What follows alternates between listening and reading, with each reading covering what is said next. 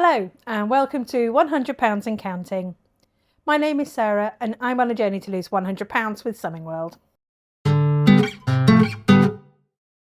In today's video I'm going to be making butternut squash and chicken orzo.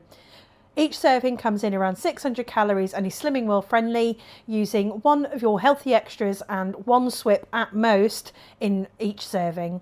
As we go through the ingredients, I'll show you how you can make it completely swip free. Over in the description of the video you will find a detailed list of the ingredients I'm using and a step-by-step instruction, so if you want to make this later it can be easy to follow that. The ingredients make 2 portions, but if you wanted to make this for more people you can easily multiply these and do that, and you might just want to do that anyway because this freezes really well, so if you've got any leftovers it's perfect.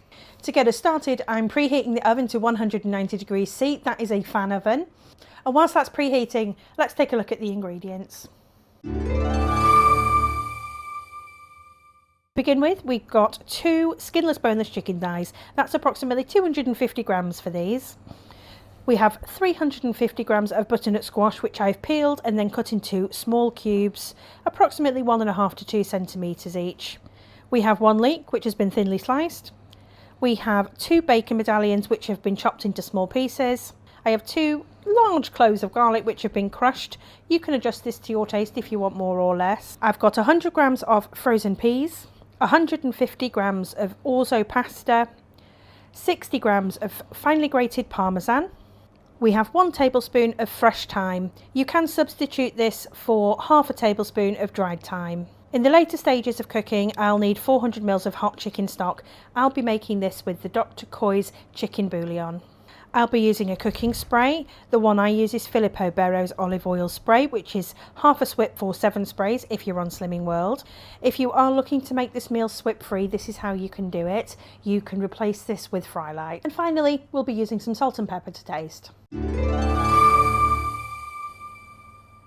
So to begin with, we'll be roasting the butternut squash along with the chicken in the oven. Here I have the butternut squash that I've prepared. I am going to take the oil spray that I use and put 1 portion of this across here. So for those of you on Slimming World, 1 portion of this is half a swip, and that's 7 sprays as counted by them.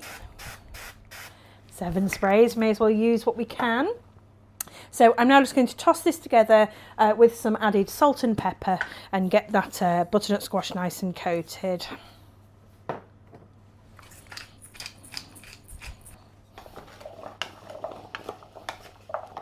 So with that tossed together we can just pop this onto a baking tray. I have a lined baking tray here, but it isn't essential. So long as you can get your butternut squash all into 1 layer and still fit your chicken on the same tray, you can cook all this together. So I have my chicken here. It's 2 thighs, skinless, boneless, and I'm just going to lay them down at the side of the tray. This can all, as I say, go in together. Just going to pop a little salt and pepper on this chicken as well. And then it can get into the oven, which is now preheated. We're going to put this in for 30 minutes and then I'll be checking on how it's doing. I expect the chicken should be ready to come out of the oven at that point. The butternut squash should definitely be tender by that point, but it might want a little bit longer if we want to brown it up and kind of roast it off for just a little bit more. So we'll check on that then.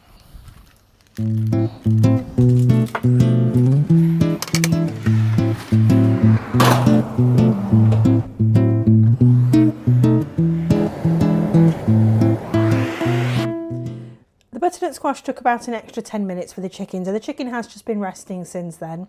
We're now going to just quickly prepare these 2 chicken thighs by shredding them up with a couple of forks. You could just do this with a knife or fork, of course, but these are just going to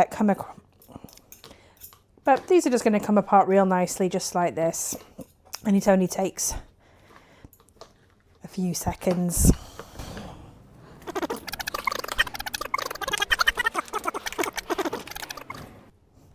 Perfect.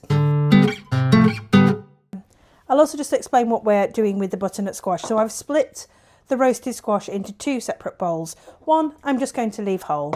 The other I'm just going to lightly mash up with a fork as well. This will just get mixed in as we're cooking the pasta in the stock. This is really just going to help with the texture overall. The mashed squash is going to spread out throughout the sauce as we cook it, creating really nice creamy texture. And the roasted pieces of squash that were left whole just give a nice crunchy texture as well, give a bit of a new element to the dish. For the final stages, we're cooking right here in the frying pan. I've got this onto a medium heat, and I'm going to use my second portion of the olive oil spray to line this in. And in here, we're going to cook the leeks and the bacon. They're going to be going together. Oh, big sizzle. And the leeks won't take long to soften down. We really just want to make sure in this first stage that that happens and that the bacon just cooks through. This is only going to take 3 to 4 minutes at most.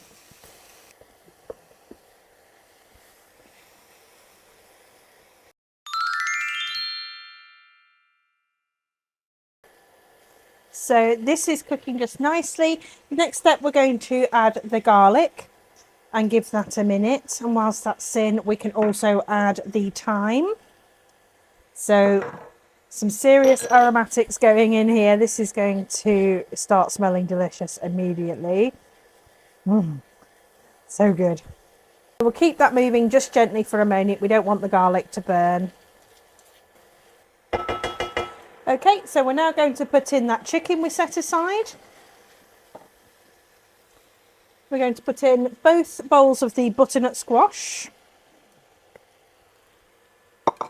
both the mashed and the whole roasted pieces.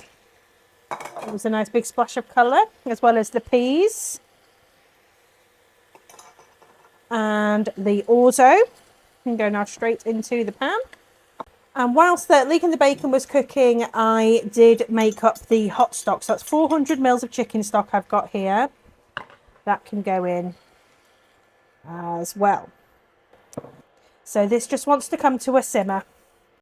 So we want to make sure that this is all mixed thoroughly and that the orzo will sit within the layer of stock that's in there, because we obviously want it to cook in that liquid.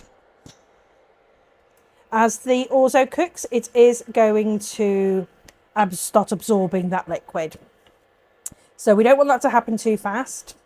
So we do, as I say, get it to a simmer, then just keep it on a real kind of like low to medium heat and just keep an eye on it. You're going to want to stir it fairly regularly.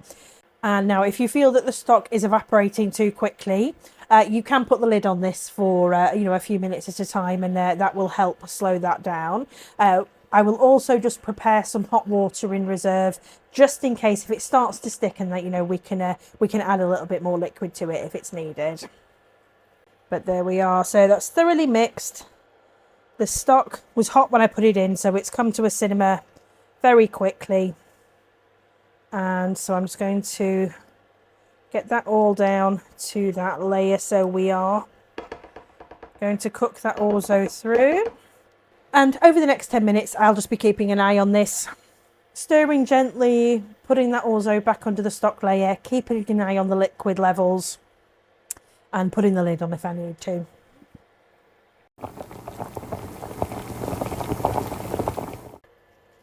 So we are 5 minutes in here, and I do feel that the stock is evaporating just a bit quicker than I'd like. So I am going to use some of that hot water just to add some more liquid in.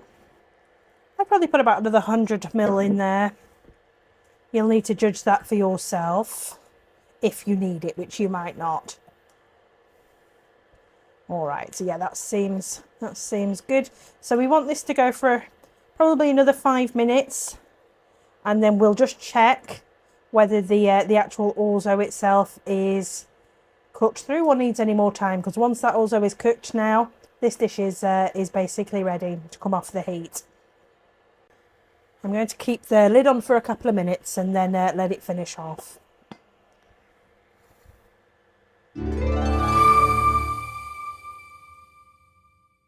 So this is now been taken off the heat because the orzo just has a tiny little bit of bite still left to it. We don't want to overcook the orzo. It can kind of get a bit mushy if you don't watch it. So you do want to be checking at the in these end stages for when it's ready. But we're at the last stage, and this is almost ready to serve now. So once you do have it off the heat, the last thing to add from the ingredients is the Parmesan. So we've got 60 grams of the grated Parmesan here. It's freshly grated.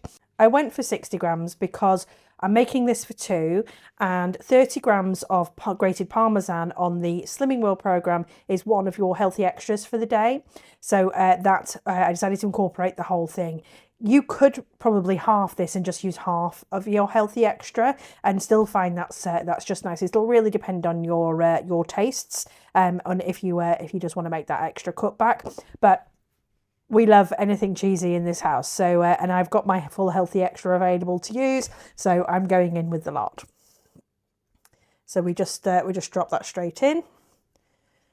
The moisture levels in here are still a little soupy, I would say, almost like that kind of risotto texture, as if this really was rice. It definitely is a risotto-esque meal. Just a little less stirring. It obviously cooks much faster once you get everything in the pan. And yep, that's just going to melt straight in. So it's now ready to serve. So actually, just one last thing before I do serve it. I'm going to give it a little taste out of the pan just to gauge whether it might need any more salt or pepper adding. It's just an excuse to taste it as well.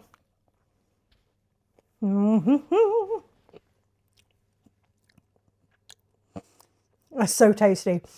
I'm not going to add anything here in the pan. It definitely doesn't need salt when you consider we've got stock, bacon and Parmesan all in there. They bring a lot of salt all on their own. And we did salt the butternut squash and the chicken before we roasted them in the oven as well. For my taste, I'll probably add a little bit of pepper once it's in my bowl, but that's a personal taste, so I'm going to wait till it's in my bowl. My partner's not so keen on the pepper, so I'll let him take his own choice on that. But with no further ado, let's get this plated up.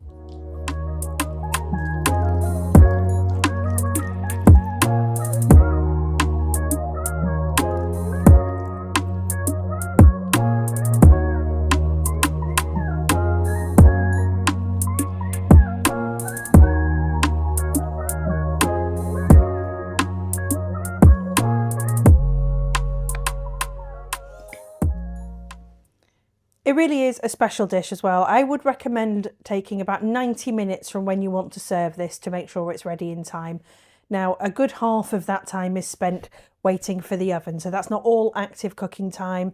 You'll probably spend around 10 minutes preparing, 45 minutes just leaving items in the oven, and then the rest of that time will just be spent here at the frying pan, which all happens fairly quickly, probably like 15 to 20 minutes at most. If you do have any leftovers after you've cooked, it will keep in the fridge for a couple of days and it reheats really nicely. You can also freeze it. The recommended guidance is to eat within a month. When you're reheating, you'll want to add a little bit of water because it will get quite stodgy as it sits. Just be extra careful to make sure it's thoroughly reheated back through. Remember, there is chicken in here and you'll want to make sure that's safe. I really hope you enjoyed this week's video, and I can only strongly recommend that you do try this dish. It is absolutely delicious, well worth the time. I'll be back soon with another healthy eating recipe that is Slimming World friendly, of course.